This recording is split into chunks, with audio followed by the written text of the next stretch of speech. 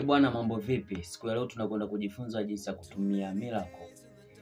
Inawezekana unaisikiaga tu jina kwamba kuna program inaitwa Miracle, kazi yake kubwa ni kupata simu aidha, na pengine kazi zingine unazijua, labda read info, write, kuformat simu, lakini pia labda unasikia remove FRP. Kupitia video hii nitakuelekeza ni jinsi gani ya kutumia hii Miracle. Kwa hiyo kaa tayari na baadhi ya sehemu tutaenda kuzizungumzia. Ungana na familia Mparadiso Media Tech kwa kugusa alama ya subscribe ili kuendelea kupata mwendelezo wa tutorial ambazo tunakuwa tukiziandaa, nia na mazumuni ya kufundishana na kuona katika swala zima la teknolojia. Kitu muhimu kabisa ambacho unatakiwa ukijue kwenye Miracle, kitu cha kwanza lazima ujue chip ya simu, kwamba hii chip na simu hii ni chip ya aina gani. Kwenye hii programu hautakuta jina la simu za Tecno wa Itel na simu zingine za Kichina. Kwa hiyo unatakiwa ujue simu unataka kuifanyia kazi ni chip aina gani. Aidha labda tusemee, labda umepata simu ya Tecno umeletewa uweze kuifresh, inatakiwa ujue ni chip aina gani, aidha ipo kwenye MTK au kwenye SPD, lakini pia hata kwenye Itel hivyo na simu zingine. Hivi ndio vitu muhimu, lakini pia ukitaka kujua chip ya simu, kama ni mfuatiliaji tutorial mbalimbali pale zinazohusiana na mambo ya kufresh simu, basi moja kwa moja unapata wanaelekeza kama simu hii labda ni Tecno, wanakuelekeza wanaenda kufresh kupitia ni sehemu gani au menu gani ambayo wanaitumia kufresh simu kupitia Miracle. Jinsi ya kuangalia chip ya simu. Unaweza kufungua simu na baada ya nyuma kule utakuta email. Zile email kuna faili moja, kuna website moja ambayo nitakuja nikuelekeze, ambapo unaenda kwenye Google, kisha ukishafika pale basi utapesti ile email ya simu na utaandika, kuna baadhi ya maneno pale, afu utaandika kwamba unataka kujua chip ya simu. Hicho ndio kitu ambacho muhimu unachotakiwa kujue. Lakini pia baada ya kuifungua tu Miracle, basi moja kwa moja unaenda kuona kitu kama hiki hapo. Basi ukishafika hapo tu moja kwa moja utaletewa baadhi ya menu kama unavyoona, kuna MTK, kuna SPD, kuna Qualcomm, kuna Samsung, kuna Huawei, kuna BlackBerry, kuna Tool, kuna About, pia kuna Master. Siku ya leo tutaenda kuzungumzia menu chache tu, kwa sababu tutaenda kuzungumzia zile muhimu ambazo unajua kwamba asilimia kubwa watu wengi ndio huwa wanazitumia hizo simu. Mfano kabisa, chip ya kwanza ambayo tutaenda menu ya kwanza tutakayoenda kuizungumzia siku ya leo ni MTK. Hii ni menu ya kwanza. Hatuwezi tukazungumzia About kwa sababu haitokufanya uweze kufresh simu, ila utaenda kuisoma nini utaweza kuisoma kuhusiana na hii program. Kwa hiyo moja kwa moja sisi tutaenda kuanza zile vitu muhimu. Kitu cha kwanza tutaanza na MTK. Simu nyingi za Tecno, Itel na nyingine nyingi za Kichina hutumia MediaTek, yaani MTK ni MediaTek. Baada ya kuifungua menu ya MTK, basi kuna vitu tutaletewa moja kwa moja. Tutaletewa kitu kinaitwa read info. Kazi kubwa ya read info ni kusoma taarifa za simu, aidha simu ulionunua au simu ulioletewa ni simu ya aina gani, pia ni aina gani ya Android au ni version gani ya simu. Kwa hiyo yote hayo utayapata kupitia read info. Itakuletea taarifa za simu husika, kila kitu kinachohusu simu. Read info ni hii hapa. Lakini pia tuna read kama read, kazi yake ni kufanya backup ya firmware na kurudisha faili baada ya kufresh simu. Hii ndio kazi ya read. Kwa hiyo ukiwa umeshafresh simu alafu kuna baadhi ya mafaili yamepotea, basi utatumia read kurudisha faili kupitia firmware, kurudisha faili baada ya kuifresh simu zilizopotea. Tuna neno limeandikwa write. Ili neno bwana, kazi yake kubwa ni kufresh simu. Hapa imebezi kwenye simu kubwa. Kwa hiyo unapotaka uflash simu, basi nenda sehemu ya write, ambapo unaenda kuiflash simu kubwa. Lakini pia tuna sehemu nyingine imeandikwa format. Sehemu hii ya format kazi yake kubwa ni kurudisha simu kwenye mfumo wa awali. Labda simu iliingiliwa labda na virus au either kuna uliweka password ukaisahau, basi sehemu ya kuformat, ukishagusa sehemu ya format tu, basi inairudisha simu kwenye mfumo wa awali kama ilivyokuwa imetoka dukani. Kwa hiyo hii ni format ambapo inatumika kwenye simu ndogo. Tutazungumzia menu ambazo ni muhimu, kwa hiyo inabidi utazame kwa makini. Pia kuna menu nyingine ambayo ukishafungua Miracle haitokei, lakini ukiminya control baada ya hapo ukaminya M basi itatokea. Kuna email switch off na email switch on. Sehemu ya email switch off, aidha umeflash simu alafu kila ukiweka line inakuandikia invalid sim, au kuna simu umeletewa imeandikwa tu invalid sim, pengine hata haijaflashiwa lakini system yake tu yaani mtu amefika amechezea system basi akaletewa neno invalid sim. Jinsi ya kurudisha sasa, utaenda utaminya sehemu iliyoandikwa email switched off. Baada ya hapo utaletewa sehemu hii hapa.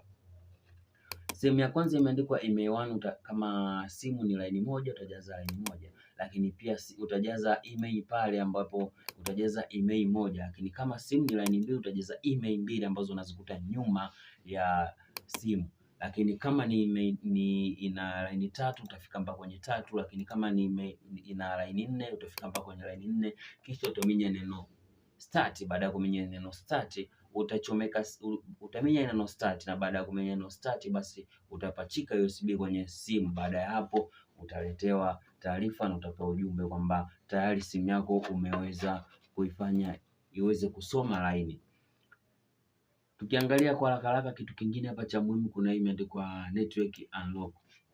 Aidha umepata simu lakini hiyo simu inatumia line moja, labda inatumia line ya Tigo tu, au umenunua simu kutoka kampuni ya Voda na inatumia line ya Voda tu, basi moja kwa moja utaenda kwenye unlock network, na baada ya hapo utaminya start.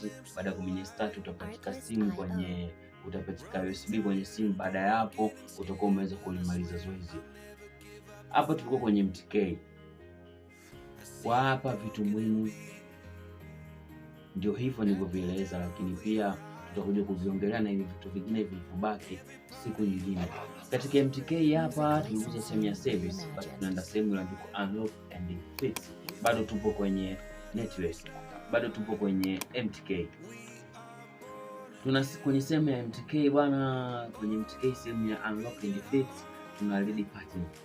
Sehemu ya read pattern, hivi ndio vitu vya muhimu. Either una simu yako umesahau pattern, basi utagusa sehemu ya pattern. Baada ya hapo utaminya start, vile utaenda utapachika USB kwenye simu. Baada ya hapo utaletewa pattern. Pattern hautoletewa kwamba itachorwa kama ulivyokuwa umechora, amna, itakuletea namba, itakuletea 1 2 3 hivyo mpaka 6. Kwa hiyo wewe utaenda ukiona moja basi ni dot moja, ukiona 5 basi ni dot ya 5, kutoka sehemu ya juu ya kwanza ulipovihesabu mpaka ikafika 5. Kwa hiyo ukiona 1 2, ukiona 1 5 3 6, jua kabisa ilitoka kwenye dot ya kwanza ikaenda kwenye dot ya 5, kwenye dot ya 3 ikaenda kwenye dot ya 6. Kwa mpaka hapo unakuwa umeweza kuread password. Lakini pia tunasema imeandikwa remove FRP. Either umefanya boot kwenye simu yako, hard reset. Baada ya hard reset unatakiwa remove FRP, basi utakuja moja kwa moja utaenda sehemu iliyoandikwa remove FRP, utapachika. Baada ya hapo ukiminya start, ukishapachika simu yako pale, basi FRP itaenda ku remove na utaendelea kutumia kama kawaida. Pia kuna unlock network, hii tumeshalizungumzia kwa ina haja ya kurudia. Pia kuna sehemu imeandikwa extra. Pia sehemu hii hapa mambo ni yale, lakini pia hamna sehemu ya umuhimu sana ya kuweza kufanyia kazi hapa. Ngoja tuende kabisa kwenye customer. Sehemu hii bwana ya customer, simu nyingi zimekuwa na secure. Simu nyingi zimekuwa na secure. Ukiwa una read info kwenye MTK inaishia kwenye download. Yaani umeminya start kwa pachika simu kisha kwa neno downloading, basi unaweza kutumia da file.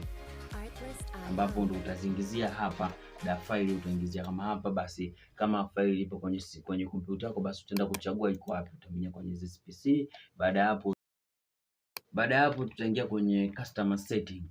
Simu nyingi zimekuwa na secure.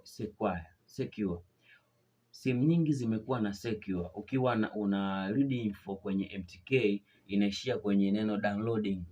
Toka umeminya start ukapachika USB kwenye simu ukiwa unasubiri majibu, basi yenyewe inakuletea tu neno downloading. Unaweza kutumia da file ambapo unaichukulia hapa. Ukishagusa hapo utaenda kuchagua sehemu ambapo kuna hiyo da file yako. Kama ipo kwenye desktop utagusa kwenye desktop, utatoa mafaili hapo kwenye desktop. Baada ya hapo, au kama ipo kwenye local disk, basi itakupeleka huko, utaenda kuchagua da file ilipo na kuiweka. Kazi kubwa ya da file ni kubypass secure boot.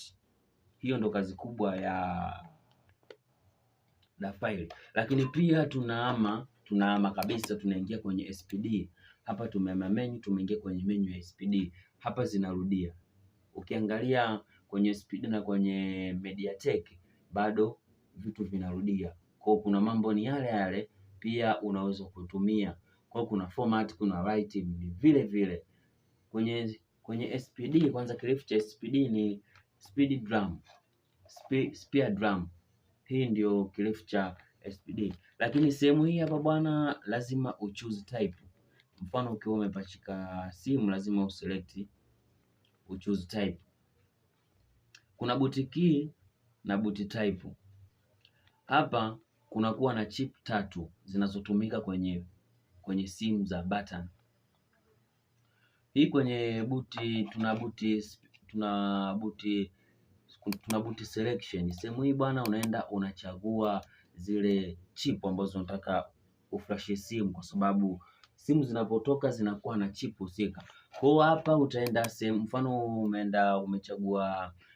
umechukua hii chip ambayo inaishia 31 hapa, 31 inaishia 31 hii hapa. Ukishagusa hii chip bwana, moja kwa moja utaenda kuziflash au kuziread info au kufail unlock. Kuna FRP reset kwenye simu za zamani, yani zile za zamani zilizokaa kwa muda fulani. Lakini pia tuna chip iliyoishia 20.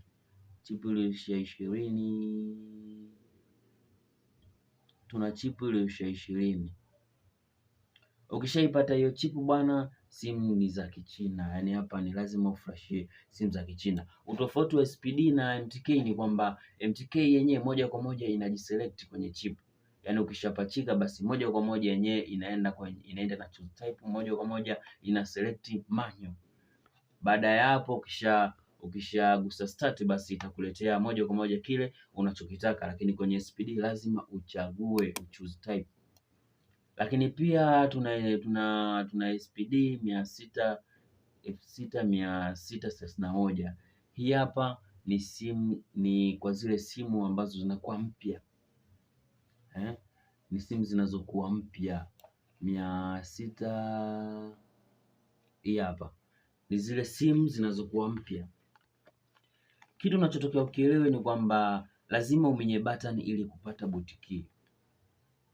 Either umepata ni simu ya Itel labda 2160, kabla hujaminya start, ukishaminya start, unapopachika USB lazima uminye button either ni okay au ni 0. Baada ya kuminya hapo ndo upachike, baada ya hapo ndo upachike USB, itakuletea taarifa za simu. Lakini ukisikofanya hivyo, basi hautoweza kufanikiwa kwa sababu haujaijua boot key. Lakini pia tuna RDA. Hii hapa sehemu hii ya RDA pia unavikuta ni vile vile. Sasa simu nyingi za Kigiteli na simu nyingi ambazo majina yake huwa haeleweki, labda Hello, My He. Sasa hizi simu ni zile simu za Kichina na simu zingine za Kichina ambazo zinakuwa hazina mambo mengi, kwa lazima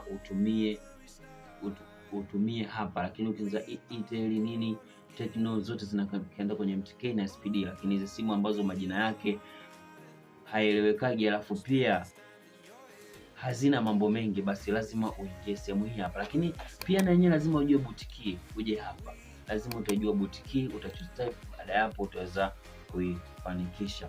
Lakini pia tuna Qualcomm.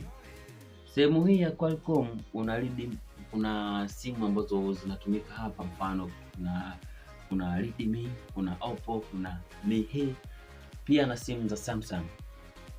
Pia ukiangalia hapa kuna menu ya Samsung. Pia unaweza ukatumia hapa kuridi hizi taarifa na kuweza kuhifadhi simu, lakini sehemu ya neno Samsung hutumika sana zile simu ambazo ni Samsung fake, lakini original asilimia kubwa zinatumika kwenye Qualcomm.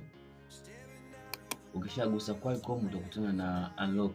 Kuna sehemu hizi hapa, kuna maelezo yake, kuna repair, kuna flashing, kuna read for manufacture, kuna extra. Lakini pia tuna menu nyingine ambayo ni Huawei.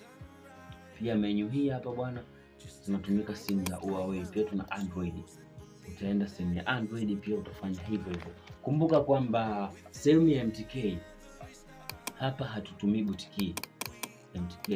Hatutumii bootkey kwa sababu hii inajiselect manually na inaenda moja kwa moja yenyewe bila kuangalia. Lakini SPD lazima uselect button. Pia tuna RDA, lazima ubinye button kwenye simu. Pia hata kwenye SPD ni hivyo hivyo, lakini kwenye MTK no.